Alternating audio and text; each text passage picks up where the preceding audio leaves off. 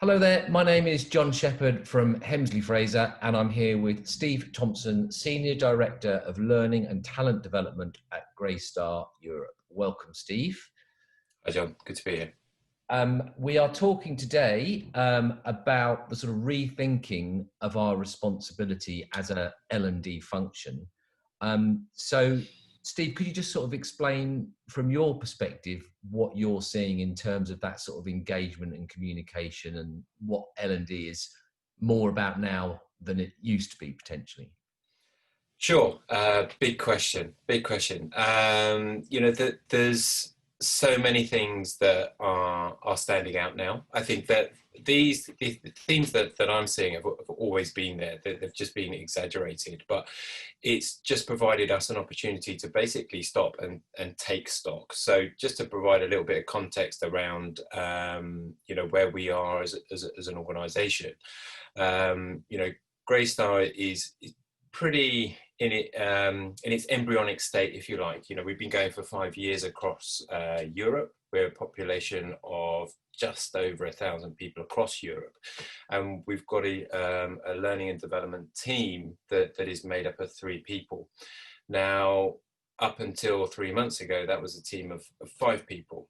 So that's an immediate impact that the pandemic, that COVID-19 has had on us as an individual learning function.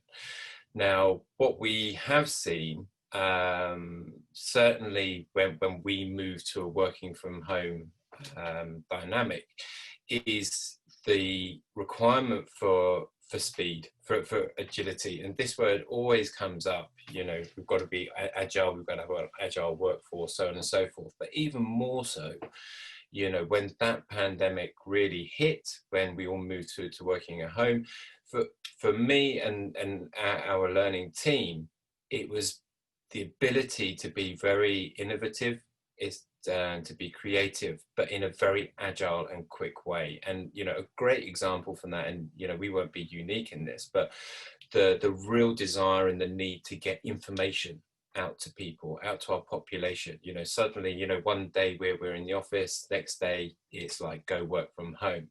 The euphoria of, yes, I don't have to do a commute, was suddenly replaced by, well, okay, how does Teams work? How do I log into this? And more importantly, what do I know about this this pandemic that's hitting? And then running alongside that for our line managers, a lot of them never had to manage teams remotely. So what does that look like? How do you engage people remotely? So on and so forth. So for us, there was a huge bottleneck, if you like, of requests for this information. And we're very fortunate in Greystar that we launched our Greystar Business School platform through Hemsley Fraser, which basically allows us to push all our learning content through directly to our team members.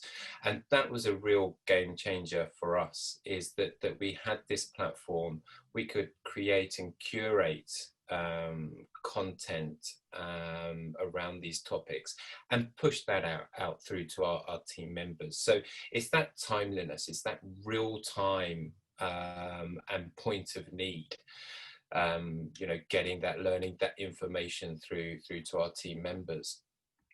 The other thing that we've noticed on the back end of that is, and I refer to it to our business school platform, is when that was created, it was created with the mindset of it being almost a traditional business school, somewhere where we would house our traditional learning, our e-learning, video content, so on and so forth. What the last few months has really demonstrated and enabled us to do is create or move the business school platform into far more of an engagement platform. And that has allowed us to really engage with our key business stakeholders and move towards handing ownership over to the creation of content for them, by them, user generated content. And that, has kind of gone hand in hand in terms of the engagement that we have seen. So there's a whole myriad of learns that we are taking from that. But as I said a moment ago, all these needs have kind of always been there, but certainly over the last few months, they've just been, highlighted and amplified. Yeah, it's amazing how everything seems to have been exaggerated, whether it's good, bad, indifferent. Right. The whole thing is extreme, isn't it? Could you just talk us a little bit there about, you mentioned user generated content. Could you tell us a little bit about your experience of it? Because obviously that's quite a big thing for a lot of organizations to take on board, to sort of hand over that responsibility to some extent. Yeah, and absolutely, and it's one area that we've really seen, engagement go through the roof. And I'll give a very, very simple example, which is, we've got, like every organisation, we've got some real amazing subject matter experts, dotted around the business in the various functions and departments. And a lot of what certainly our modelling is based around is Excel. So having a foundation, intermediate and advanced understanding of using Excel is critical. Now, there's a whole suite of standard modules out there. There's, YouTube videos, so on and so forth, which is, pretty easy to link to. But what we've done is identified those real exemplars of Excel in our business, and we've got them to talk us through some of the key tasks and actions of how we use that application. And what we've really found is people engage not only with the content, but of course they know the person that's speaking to them. So it really kind of personalizes it. And we are going to replicate that with numerous other topics, not just tools like Excel, but in our development side of the business, our development models, getting those business leaders, getting those team members, the people that know this stuff, to actually share that knowledge and experience. From a learning perspective, or a learning team perspective, there was an initial piece of apprehension, because as we know, people can have a great conversation like this. As soon as you press record, it can all go horribly wrong. But it's been great. It's been absolutely great. And I go back to the engagement piece and the consumption, how quickly that content is being consumed, but people are going back to it. So, it really compounds our vision within Greystar, creating like a Greystar YouTube type experience.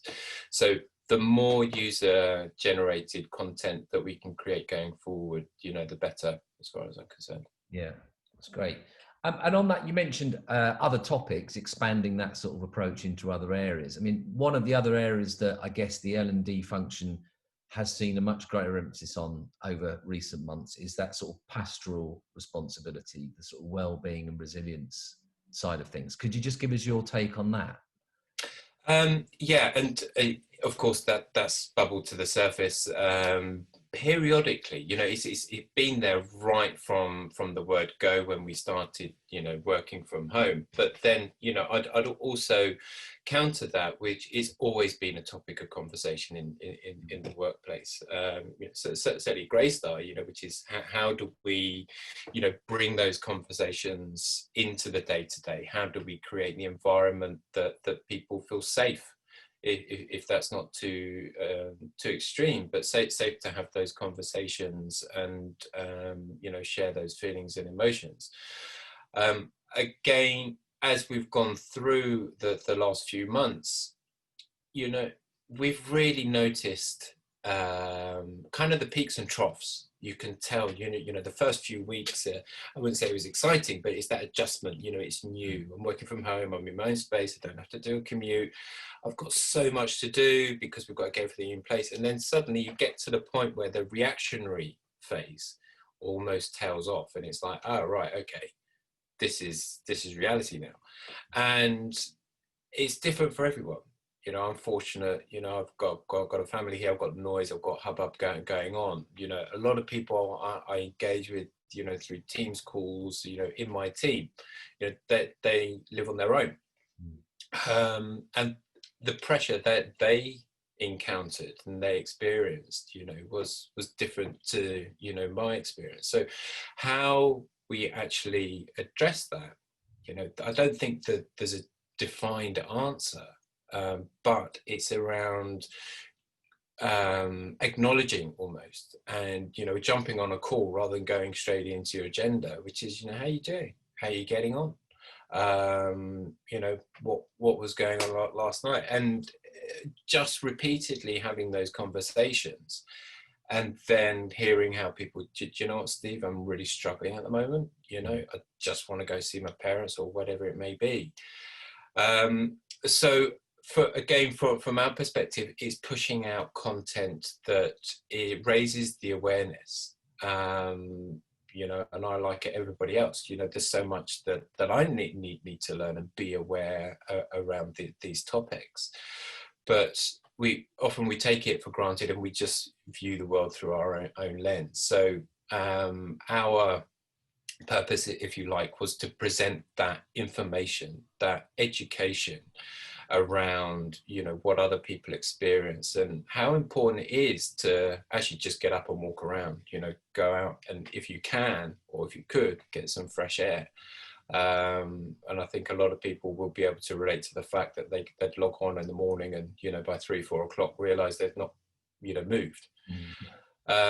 So it is a big topic, and I think for us going forward, it's around tapping into the specialists, the qualified people around these topic areas, because it is serious, and it's important that we do support people. And even though lockdown has, kind of being relaxed, those challenges, those issues, and those topics are still just as important now as they were, before and mid-lockdown. Yeah, and I guess it's one of those topics that is ideal for self-directed learning, because we're all different and we're all facing this situation in a slightly different way. So we need to find content that is relevant to us rather than... Yeah, absolutely. And the other element for me that goes along with that is thinking around, how we perhaps market our learning.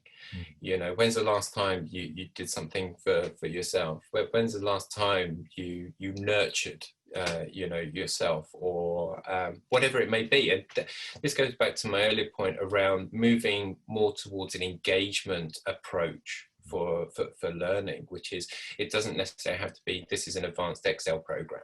It could be, I don't know, mindfulness. It could be anything that is around making an individual a better version of themselves, of ourselves. And on that, I mean, you mentioned marketing there, and we've talked about sort of agility and communication and all that good stuff. Just as a final point on this, Steve, do you think L&D can really sort of show leadership within an organisation? Do you feel like within Greystar, what you're doing is kind of saying to people, look, this is what we need to do, everybody should be doing it, sort of thing?